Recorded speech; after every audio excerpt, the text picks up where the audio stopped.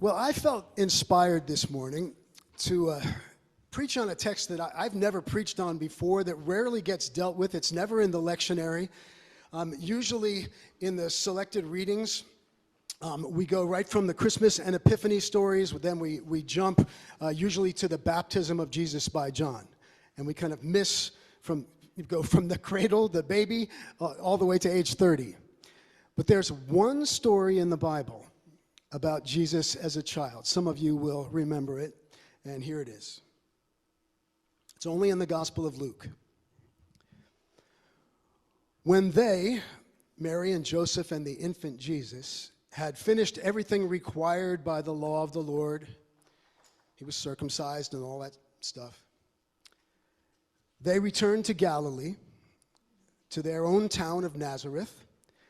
And the child Jesus grew and became strong, and he was filled with wisdom, and the grace of God was upon him. Now, every year his parents went to Jerusalem for the festival of the Passover. And when he was 12 years old, they went up as usual for the festival. When the festival was ended and they started to return, the boy Jesus stayed behind in Jerusalem. But his parents were unaware of this. Assuming that he was in the group of travelers, they went a day's journey. And then they started to look for him among their relatives and friends. And when they did not find him, they returned to Jerusalem to search for him. And after 3 days, they found him in the temple, sitting among the teachers, listening to them and asking questions. And all who heard him were amazed at his understanding and his answers. And when his parents saw him, they were astonished. And his mother said to him, "Child, why have you treated us like this? Your father and I have been anxiously looking for you." And he said to them, "Why were you searching for me? Did you not know that I must be in my Father's house?" But they didn't understand what he said to them. And then he went down with them and came to Nazareth and was obedient to them. And his mother treasured all these things in her heart.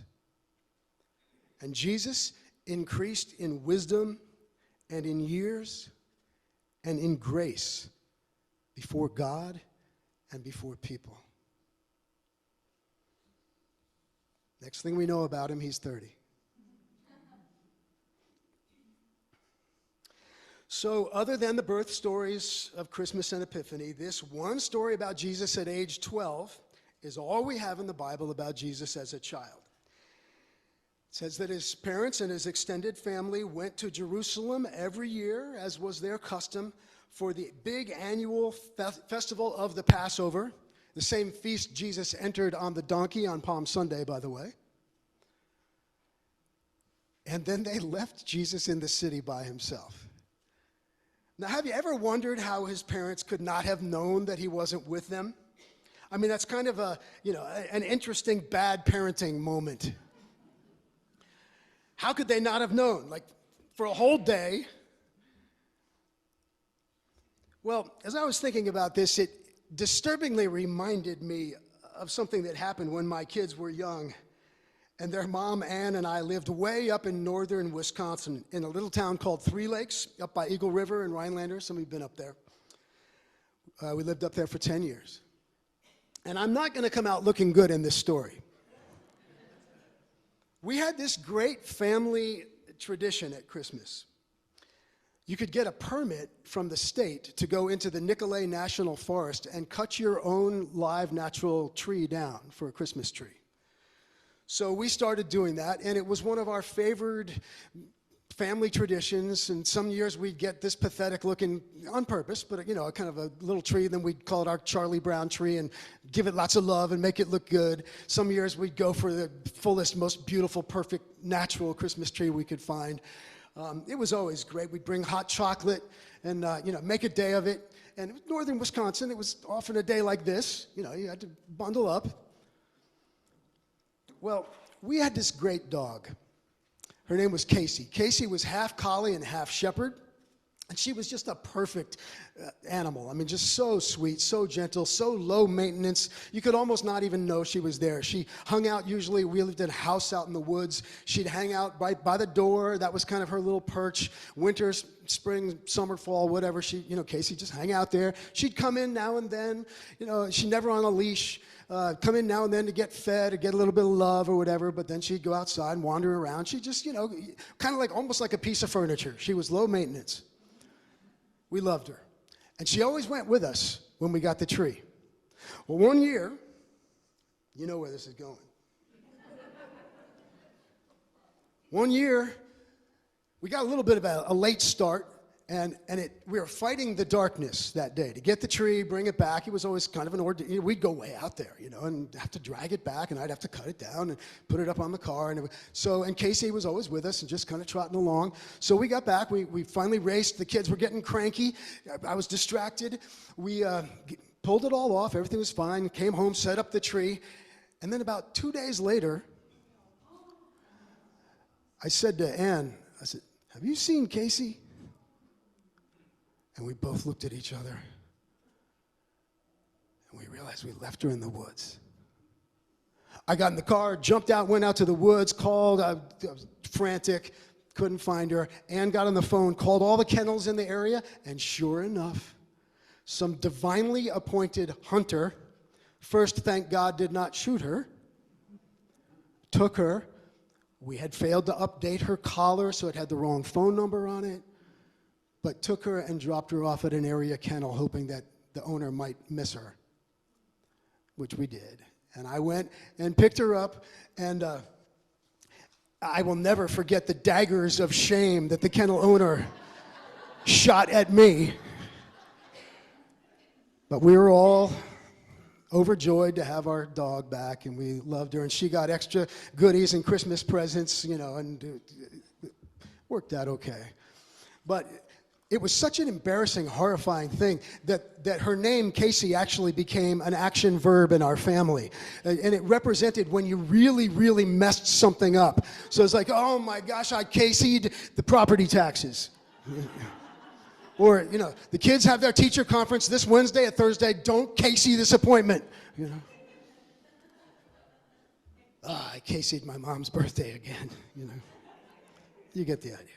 So I'm cutting Mary and Joseph a little bad parent slack for Caseying Jesus. And then there's his response when they finally find him in the temple. And he says, "How was it that you sought me?" I mean, where else do you think I'd be? Our church's friend, Andra Moran, has a daughter named Calla. And when Calla was about 7 years old, one time she said something that surprised Andra. And Calla was surprised that Andra was surprised. And she just looked at her and said, "Mommy, have you met me?" And that's become a saying in their family. When someone says something that's not the least bit out of character, it's like, "Hey, have you met me?" Don't be surprised. When you really get to know someone, you probably have a good idea where they might be if and when they're not where they're supposed to be. Yeah, that can cut a lot of ways, can't it? If someone had to come looking for you, where might they look first? It's an interesting question. Jesus said, "Mom and Dad, you know me. Where else do you think I'd be? Of course you'd find me here talking to the rabbis and the priests and the leaders of our people." On a more merely human level, evidently Jesus, as a kid, was always interested in God. There are kids like that, thank God. We've got a few here in this church, thank God. And God help us.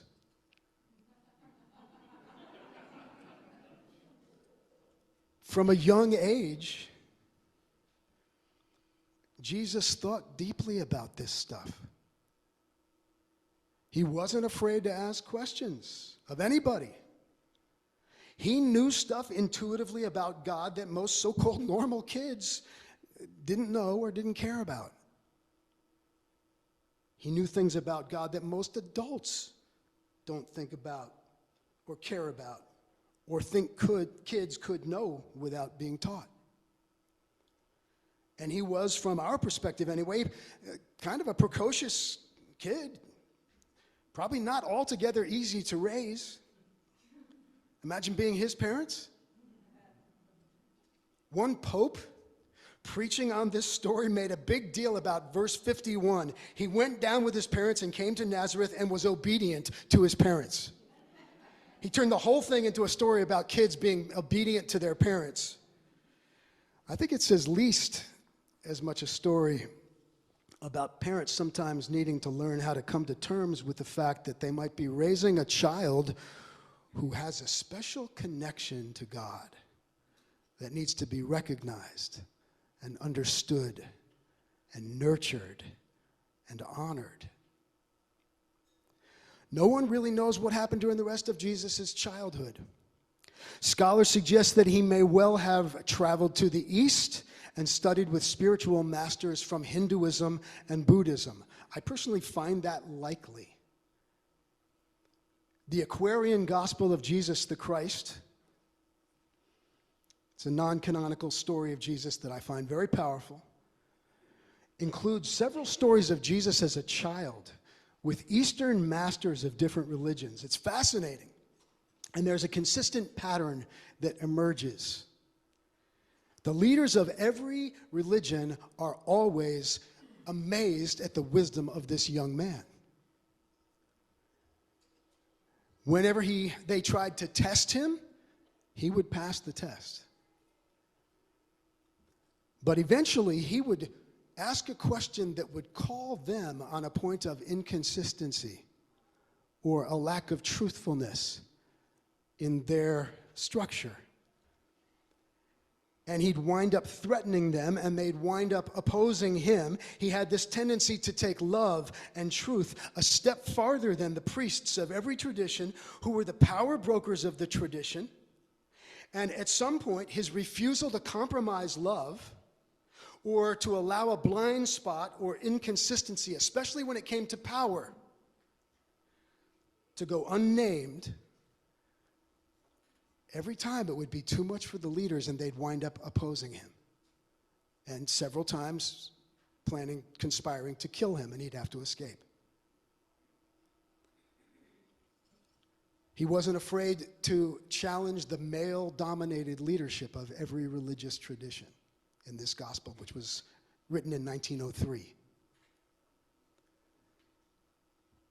It got him into trouble with the power brokers of everyone, and sometime I'll share some of these teachings with you specifically. They're very powerful. But back to Luna.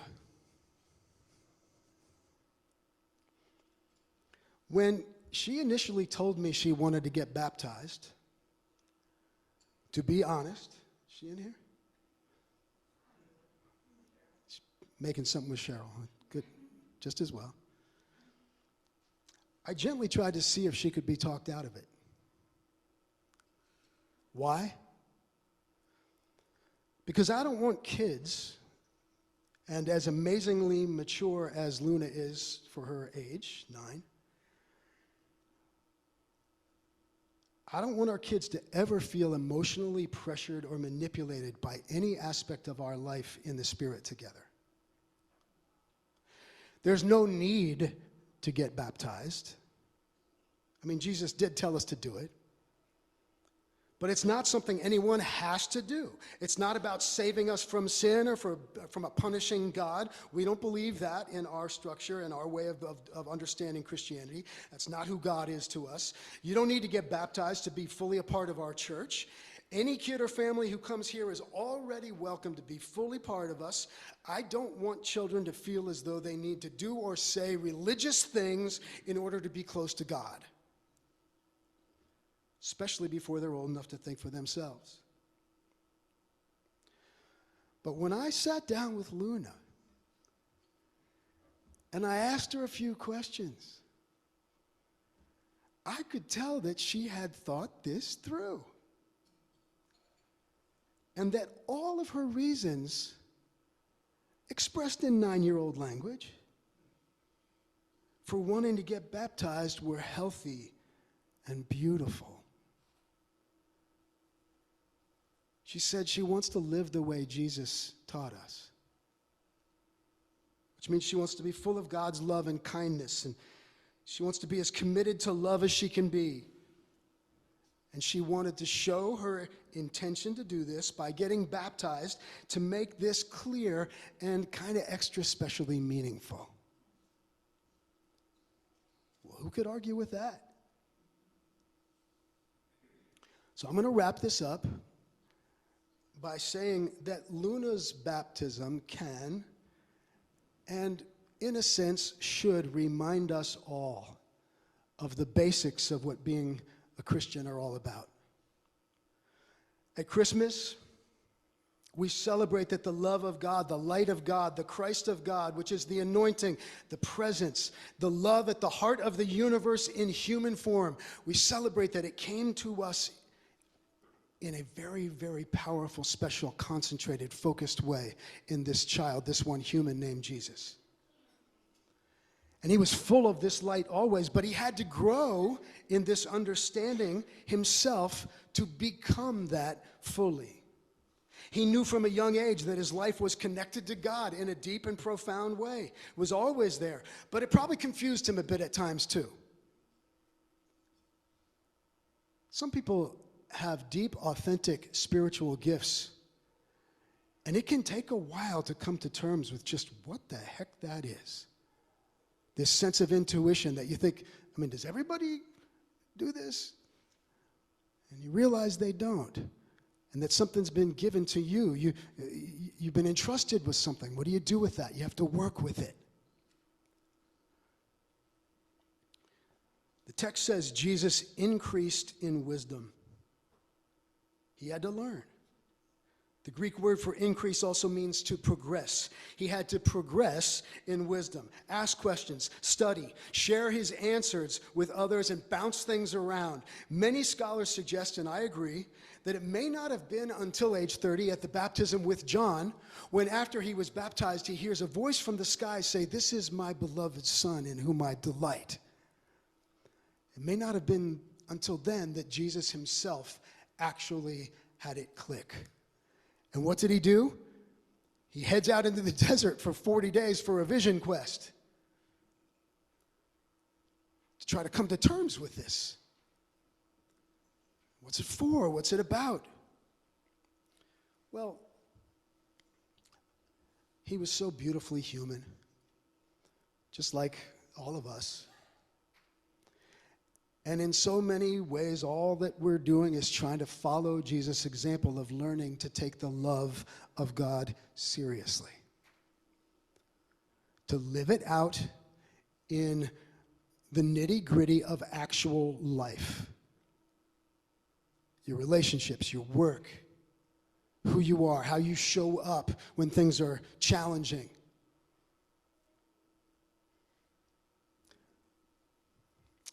And how do we learn? Mostly by making mistakes. Getting it wrong plenty, crossing lines so that we begin to understand why the line is there in the first place. So we're going to close by singing the song Amazing Grace. Because I want Luna and all of us to know that the more seriously and deeply we try to follow Jesus and live the way of love in this crazy world, the more we all need to come back to grace again and again and again. The scripture says that Jesus increased in wisdom and in grace.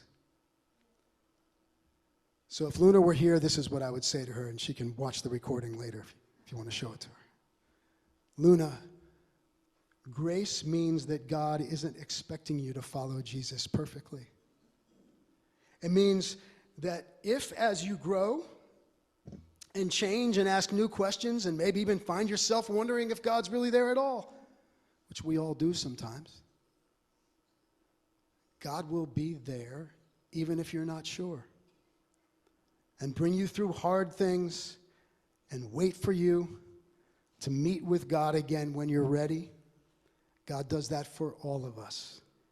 It means if somewhere down the road you have to question the promise that you made today because you've changed, God will still be with you. God's love for you will never change.